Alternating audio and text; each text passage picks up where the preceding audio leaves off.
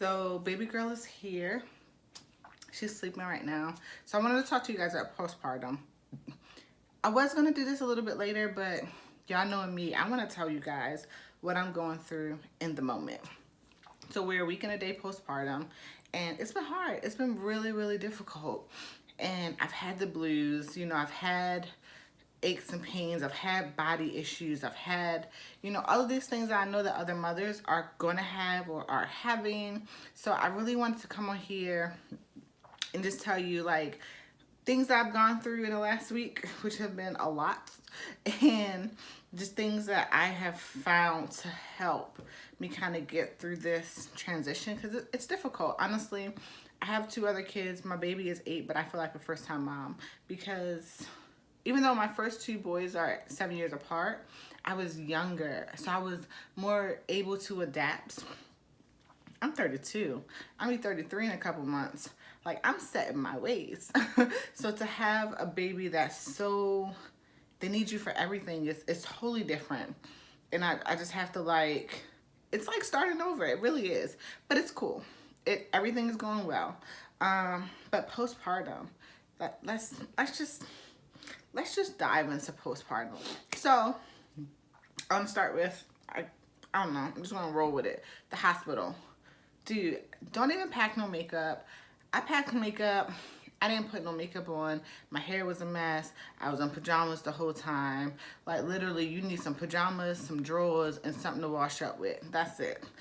Like, the struggle was so real. It was a revolving door of people in and out of the room all day, checking your fundus, like making sure you're not bleeding too much, checking the baby, coming to visit the baby, making sure you're eating, making sure breastfeeding is going well. If you're not breastfeeding, talking to you about different options with the formula, and revolving door. Literally, she was up every 2 hours to eat, and someone was in every hour, so I got no sleep. My husband was just like knocked out on the chair, acting like he pushed the baby out because he's the dad. But that's what they do. So just get through it. The hospital, honestly, I say be vocal, and that's a big part of all of postpartum. You have to tell people what you need from them. I had a lot of cramping, and then I had a headache like as soon as she came out. So, just let them know so you can get your medicine, stay on that regimen, whatever it is, so you can be better, so you can get home. So going home hasn't been too bad. We've only had a couple of visitors, which actually for me was something I had to deal with, because with my older sons, I lived in the same city as my family. My family was in the room when I had the baby. They were there as soon after I had the baby. When I took the baby home, they were there. People were cooking for me, and everything. When I came home this time, it's just me and my family. It's just me, my husband, and the kids. So I had to go right back to being mommy, because granted, my husband's here, he's helping me, but kids will see him and they'll still run to their mom. Like, that's just how kids are. So it has been an interesting week, I want to say. And I did have, like, my blues moment wasn't baby blues. It was, where's my family, And I'm not saying that to hurt anyone. I'm trying to see if this is her. Because, my mom came down. I'm just saying it because other people deal with it too, especially if you're a military family or if you're in a different area from your family. It's difficult, and you're like, okay, well, dang, where my people at? But that's neither here nor there.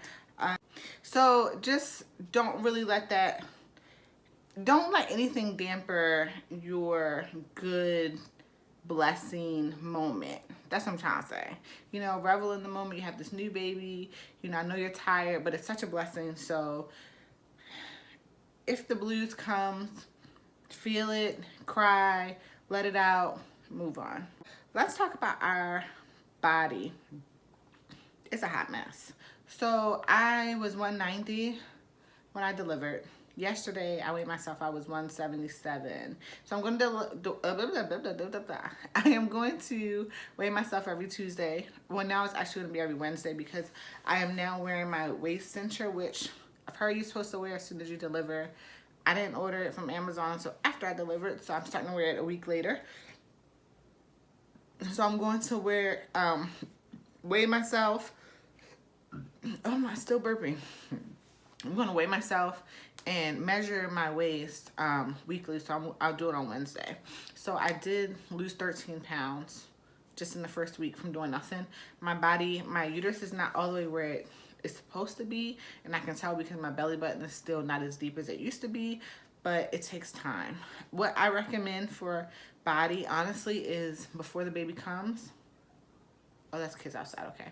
Before the baby comes, buying some loose fitting shirts, like just cute. I really like to wear the cute off the shoulder shirts because, you know, the baby has a 2-day appointment, they have a 2-week appointment. Like, there's things that you have to go outside for. You want to get the baby some air, some, you know, some sun, some vitamin D. So for me, it's just leggings and just loose fitting kind of slinky shirts where because I still have a little pooch. I look maybe about 4 months pregnant now instead of 9 months, which is cool. But you don't want to be self-conscious while you're going through this journey. So loose fitting shirts and leggings, get you some flip-flops or some cute sandals, and you're in there. Talking about sandals, you're gonna have cankles. I blew up as soon as I had the baby. I don't know if it's the epidural, but I think it's actually just your body trying to get rid of all that fluid that it was carrying for the baby. I had cankles, my feet were so fat, like my hands were fat, everything was just fat. Drink lots of water. Put your feet up, drink lots of water, it'll go away. It's almost normal now. And I can almost fit my wedding ring again. I can't wait. Like, I miss wearing it. It's been like almost a year. I'm going to be super excited when I'm able to put my wedding ring back on. But yeah, so cankles, swelling, hair loss. I didn't really get a lot of hair with this pregnancy. Like, this is just my normal growth or whatever. But if you have gained a lot of new hair, you're gonna lose a lot of it. Breakouts are normal, and you're gonna get boobs, which is never a bad thing, right? My boobs, I look so weird with boobs because I never have boobs, so when I look at them, they don't even fit my body, but that's neither here nor there. Sleep, moms. I think I am on 4 hours of sleep in the last 48 hours. Like, I literally just zapped at my husband. Poor guy. He's been gone since 8, and he's been working. You know, we have a business. He's been working and picking up equipment, but I'm like, dude, like, you need to get home because I'm tired. I haven't got no sleep. Like, I need you to come get your child. And it is what it is. You know, he is a great help, but you are not going to get any sleep, especially if you're breastfeeding, because there's only so much someone else can do in the very beginning. So now I have milk. I didn't get milk until maybe 4 days postpartum. Bruh. So I was supplementing with formula, but now I have lots and lots and lots of milk. I am drinking, I'll insert a clip here. There is a chocolate protein type of deal. I put it in my coffee. It's so good in coffee. I just put that, my Starbucks unsweet brewed that can go in the fridge. I put that, and then some like almond milk. So good. It's like a cafe mocha. And then I also have a tea that I drink at night. So I've gained a lot of milk. And then also, even if you're having breastfeeding problems, I'm trying to get it all out, I'm sorry, before she wakes up. Even if you're having breastfeeding problems, get with a specialist. So there was a specialist of lactation that came to our room, and I didn't like her. Like, I felt rushed. I felt like she wasn't teaching me anything. She was just shoving the baby on my boob. Like, I left and I was like, now what? Like, what am I supposed to be doing? So I got an appointment with another lactation one. No, granted, I work at the hospital, so I know who is good, or just talking to other people that work there, they know who is good.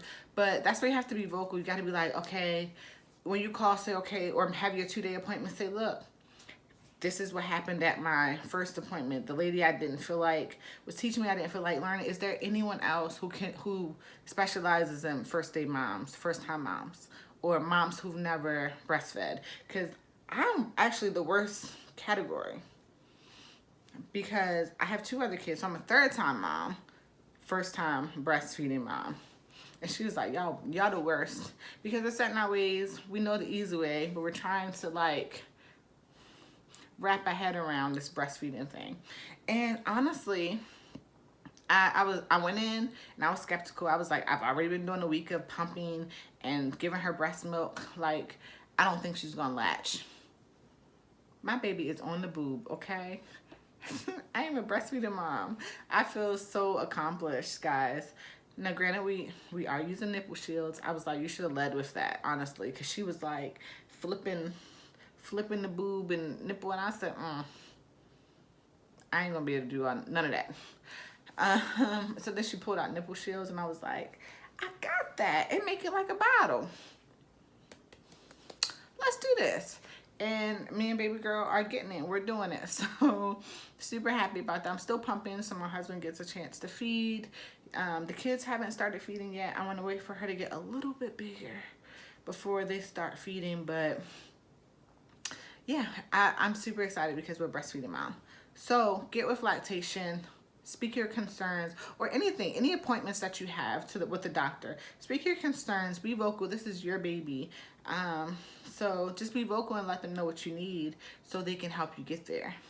So that's a huge thing about postpartum. Also in your family, speak what you need. I told my husband today, look, I need help. Like, and it's okay to say I need help. I am the most independent woman you ever gonna see. But in this instance, I need help. You know, I'm exhausted. And I understand he does get up. Like, he gets up. It's funny because he gets up after I put the baby down. And I'm pumping. And he's like, baby, you good? And I'm like, she's asleep. You know, and granted, if I, was overwhelmed and like woke him up, he would get up and do everything. And a couple nights ago, he got up twice. So, it's hit or miss. And you have to be vocal. If you got it, you got it. But if there are times you feel like you need help, then vocalize, hey, babe, I need help. And my biggest thing, because he already knows, is the house. Like, the house is a mess, and then also, like, feeding the kids, I prefer cooked meals. So he's like, I'm on my way home. I went and got some stuff. I'm going to cook dinner. I'm going to clean up tonight. And that made me happy, because it doesn't have to be, feeding the baby, changing the baby, doing all this for the baby. Like, we have a whole family here. So I need you to help with all this. But he doesn't know what I need from him unless I'm vocal. Even the kids. Today, when I picked them up, I said, hey, look, I'm sleepy. Mommy tired. I need you to chill today. My freaking 8-year-old didn't even ask to go outside today. He is chilling.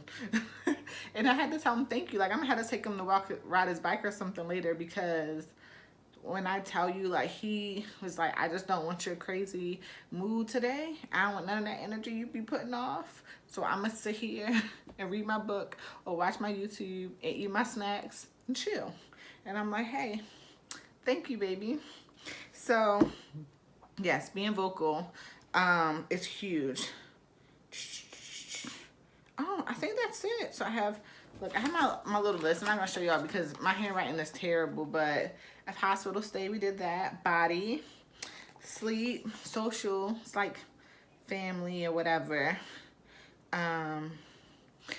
Just don't, I'm probably going to, so with social and family, just don't put too many expectations on people. People will come around, and a lot of people are honestly waiting for you to get better, you to get some sleep, you to get in your routine before they come around.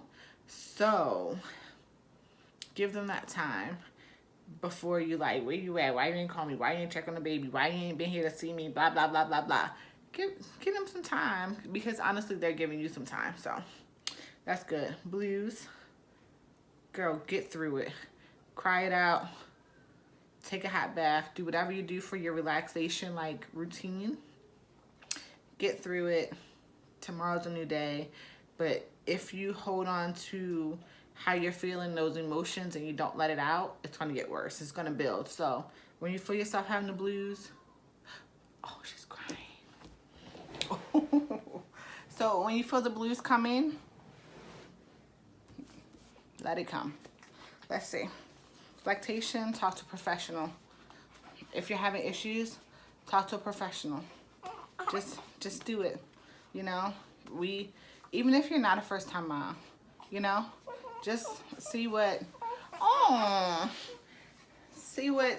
recommendations they have. Say hi. Say hi. She's so yellow, right? They're my twinkle butt. Okay. So guys, thanks. So thanks for watching. We're gonna go get changed and eat, right? We're gonna go eat and get changed, right?